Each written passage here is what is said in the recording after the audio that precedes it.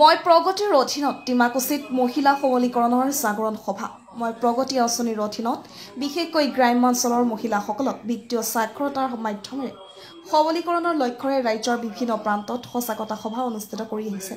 মই প্ৰগতি আঁচনিৰ অধীনত সখী বাইদেউসকলক লৈ ওদালগুৰি জিলাৰ ডিমাকুছিৰ বৰংগাচলী শংকৰদেৱ সত্ৰৰ প্ৰেক্ষাগৃহত এখন সজাগতা সভা অনুষ্ঠিত হয়।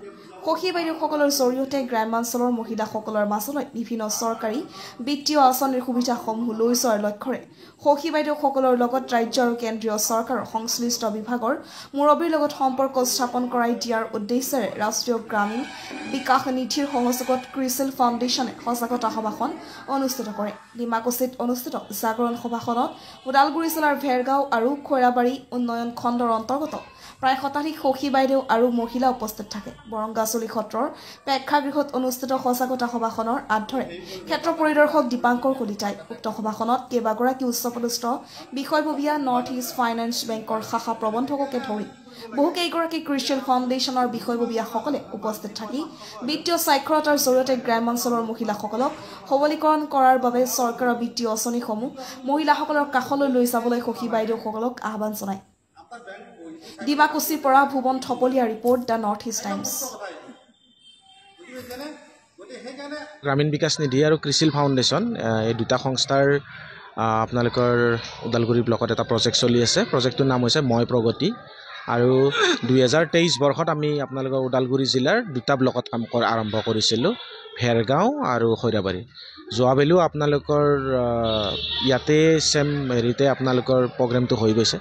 চ' আজি যিটো প্ৰগ্ৰেম আছে সেইটো একচুৱেলি কমিউনিটি লেভেল প্ৰগ্ৰেম হয়। কমিউনিটি লেভেলে যিখিনি ষ্টেক হোল্ডাৰ আছে, যিমানবিলাক ডিপাৰ্টমেণ্টৰ যিবিলাক বিষয়ববীয়া থাকে, বেংক, অৰ্থনৈতিক দিশত যিমানবিলাক আছে, বেংক, ইঞ্চুৰেঞ্চ কোম্পানী হওক বা CSC চেণ্টাৰ, তেখেতসকল আহিছে অলৰেডি আজি।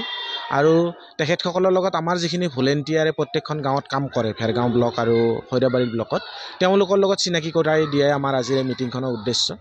আৰু ৰাষ্ট্ৰীয় গ্ৰামীণ বিকাশ নিধি আৰু ক্ৰিচিল ফাউণ্ডেশ্যনৰ মই প্ৰগতি আঁচনিখন অসমৰ 14খন জিলাত চলি আছে।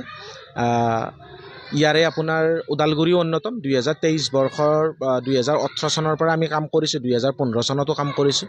আৰু 2023-24 বৰ্ষতো আমি নতুনকৈ আৰু 8খন ডিষ্ট্ৰিক্ট আমি ল'বলৈ চেষ্টা কৰিছোঁ। ইয়াৰ লগে লগে এই আঁচনিখনে আপোনাৰ নেক্সট ইয়াৰ আকৌ বেলেগ কেইখনমান ডিষ্ট্ৰিক্টতো আমি আশা ৰাখিছোঁ যাতে নেকি আমি তেওঁলোকৰ লগতো কাম কৰিব পাৰোঁ। আৰু ইয়াৰ মুখ্য উদ্দেশ্যটো হৈছে যে বিত্তীয় সাক্ষৰতাৰ মাধ্যমেৰে মহিলা সবলীকৰণ কৰা। কেনেকৈ বিভিন্ন চৰকাৰী স্কিম, বিভিন্ন চৰকাৰী আঁচনি যিবিলাক আছে তেওঁলোকৰ ৰাইজৰ মাজত লৈ গৈ কেনেকৈ তেওঁলোকক ভালকৈ প্ৰচাৰ চলাই কেনেকৈ আমি শুদ্ধ বেনিফিচাৰী বাছনি কৰিব পাৰোঁ। আৰু সেই ক্ষেত্ৰত সখীখিনিক আমি ট্ৰেইনিং দিয়াৰ ব্যৱস্থা কৰিছোঁ। প্ৰত্যেক মাহতে তেওঁলোকক ট্ৰেইনিং দিওঁ আৰু তাৰপিছত তেওঁলোকে গৈ সেই আঁচনিসমূহৰ বিষয়ে গৈ বেনিফিচাৰীৰ লগত, হিতাধিকাৰীৰ লগত তেওঁলোকে আলোচনা কৰে। আৰু তাৰপিছত যদি কাৰোবাক হেণ্ড হোল্ডিং লাগে, কাৰোবাক যদি কৰি দিব লাগে, সেইখিনিও কৰি দিয়াৰ ব্যৱস্থা কৰে। চ' মেইনলি এইটোৱে আমাৰ উদ্দেশ্য আজিৰ মিটিং।